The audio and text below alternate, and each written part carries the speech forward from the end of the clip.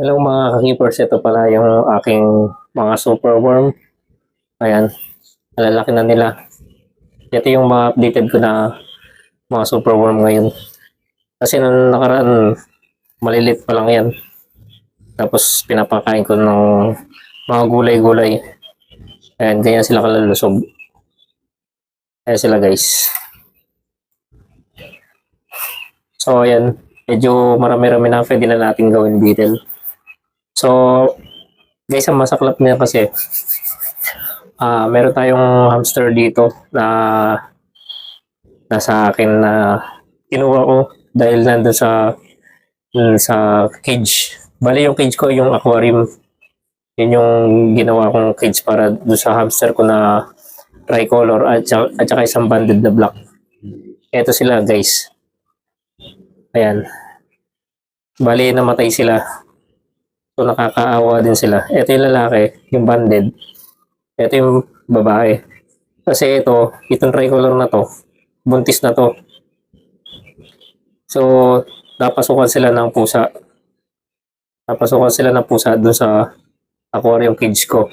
So, inangat niya yung takip ng aquarium cage ko. So, ang gagawin natin guys, ipapakain natin ito sa aquarium. So, sana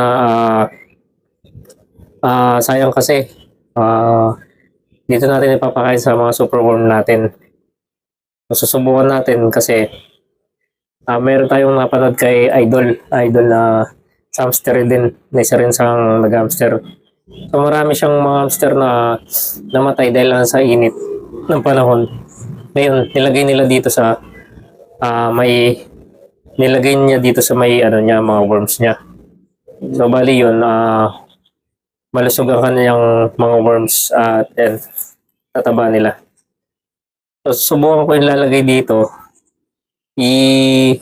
Ipaparto ko na lang yung pangalawang gagawin natin na video tungkol dito.